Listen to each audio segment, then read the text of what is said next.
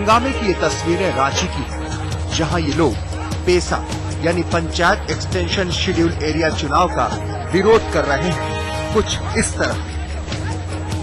लेकिन इनके विरोध का तरीका देखिए, किस तरह सरेआम लोगों को ये पीट रहे हैं और बेखौफ होकर गाड़ियों पर लाठियां बरसा रहे हैं। आखिर ये गुंडागर्दी नहीं तो और क्या है? जरा देखिए, जिस तरह चंद मुट्ठी भर लोग कानून का मजाक उड़ा रहे हैं, उसे विरोध प्रदर्शन का नाम तो कतई नहीं दिया जा सकता। पेसा कानून में आदिवासियों को पंचायत चुनाव में आरक्षण दिया गया है और गैर आदिवासी इस आरक्षण के खिलाफ है। आखिरकार जब पुलिस का डंडा चला तो इन प्रदर्शनकारियों का हंगामा काबू में आया। पुलिस का कहना है कि प्रदर्शनकारियों के खिलाफ कार्रवाई की जाए। धर्मवीर सिन्हा, रांची, आज तक। जाए तो जाए कहां? शिवसेना ने अपनाया नहीं और कांग्रेस में शामिल होने के जतन अब तक काम न आए। लेकिन ऐसा भी नहीं कि स्मिता के कांग्रेस में शामिल होने का सस्पेंस कभी खत्म नहीं होगा। स्मिता को मुंबई कांग्रेस के अध्यक्ष कृपाशंकर सिंह से मुलाकात करने के लिए 15 अप्रैल की तारीख मिली है। ठीक है, अगर विचारधारा कोई जोड़ना चाहता आएगा, अपने विचारों को व्यक्त करेगा, मैं जरूर हमारे कांग्रेस पार्टी की हमारे जो आला कमान है, जो हमारे प्रभारी हैं, उनके तक मैं भेजूंगा। स्मिता ठाकरे शिवसेना प्रमुख बाल ठाकरे के मंझले बेटे जयदेव ठाकरे की बीवी थी। अब उनका तलाक हो चुका है। कहा जाता है कि शिवसेना बीजेपी की जब महाराष्ट्र में सत्ता थी, तब स्मिता मातोश्री में एक पावर सेंटर थी। पर जब से उद्धव ठाकरे राजनीति में सक्रिय हुए, तब से स्मिता की अहमियत शिवसेना में कम होने लगी। स्मिता ने उद्धव ठाकरे की मराठी नीति का भी जमकर विरोध किया था। इसी जमाने में शिवसेना में सत्ता का समांतर केंद्र माने जाने वाली स्मिता ठाकरे अब कांग्रेसी नेताओं की बस एक मुलाकात के लिए तरस रही है।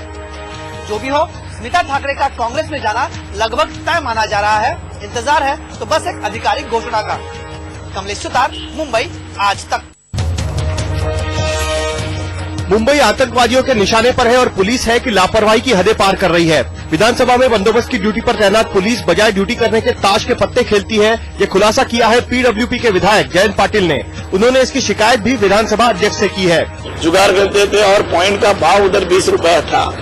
जो उसकी सुविधा करने वाला पुलिस था, उसको पर रमी का दाव के ऊपर 5 रुपए देते थे। मैं आधा घंटा उधर रुका, उसको मेरे को पहचाना नहीं है। जिस एरिया का सुरक्षा का करने के लिए शासन ने वो आदमी रखे हैं, वो एरिया के सुरक्षा वाले ऐसे काम करेंगे तो हमारी सुरक्षा कैसे रहेंगी इस हाउस की। मंगलवार को जब जयंत पाटिल महाराष्ट्र विधानसभा की पार्किंग लॉट में गए तो वहां जाते ही उन्होंने पुलिस वालों को जुआ खेलते हुए देखा और उनकी तस्वीरें ली। इस शिकायत के बाद कई आला अफसरों को विधान भवन में तलब किया गया है। राहुल महाजनी, मुंबई, आज तक। हरिद्वार में बैसाखी के दिन गंगा किनारे लगा बीजेपी नेताओं का जमघट। पार्टी अध्यक्ष नितिन गडकरी, लोकसभा में विपक्ष के नेता सुषमा स्वराज और उत्तरांचल के मुख्यमंत्री रमेश पोखरियाल निशंक अपने परिवार के साथ कुंभ स्नान का पुण्य लूटने हरिद्वार पहुंचे।